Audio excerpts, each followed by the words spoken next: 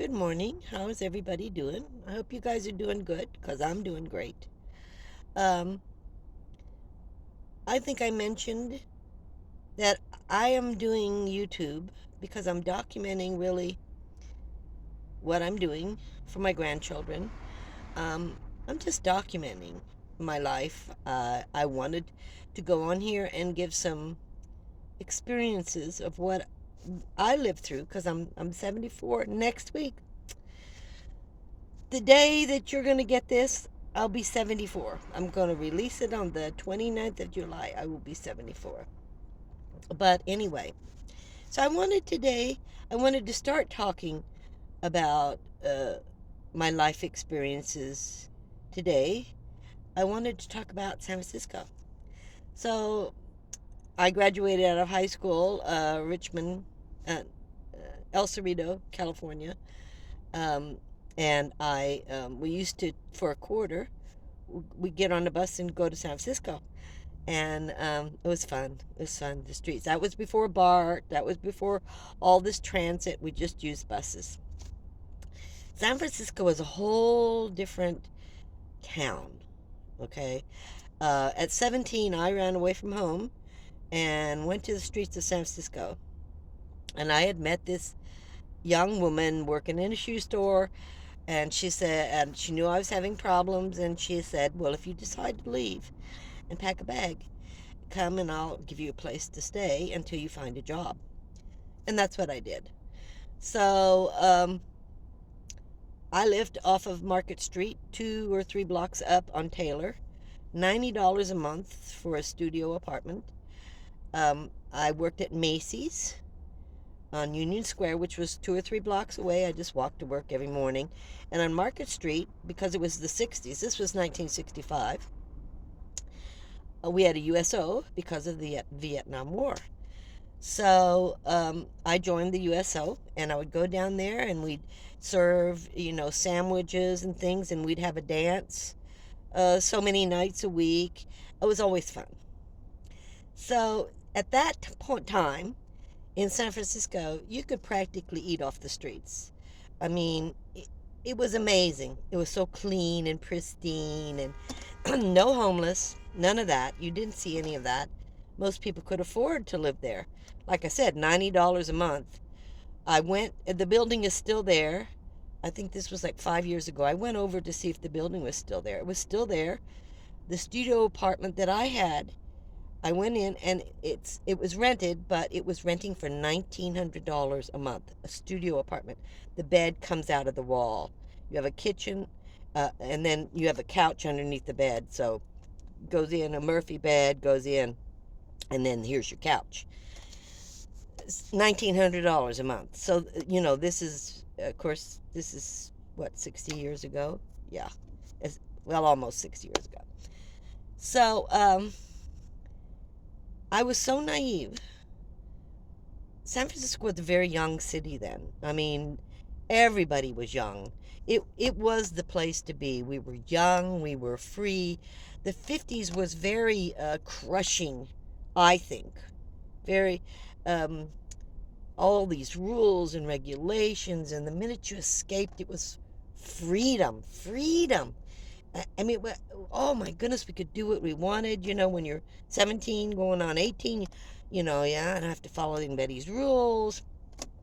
And the city was full of young, walking the streets, everywhere, young people, young people working. I mean, you had so much companionship and so much fun. And I was so naive that I used to love to walk the city, Market Street. I loved the city. I loved being there. And the USO would let out at 12 or 1 o'clock in the morning. And someone had told me that if you got an umbrella with a really long point and you swung it a certain way, no one would ever bother you because that was your protection. I believed it. Nothing ever happened to me. Honestly, never. But at 1 o'clock in the morning, I would walk almost the whole way down Market Street to the trolley, get on the trolley and come back, because USO was like 6 blocks from where I lived. Come ride the trolley back and then walk up to my apartment. I mean, I was crazy. Never, there was one time some guy had a long raincoat on Market Street. It was like 2 o'clock in the morning, and I'm swinging my umbrella, my way. And he opened up his raincoat and he had nothing on.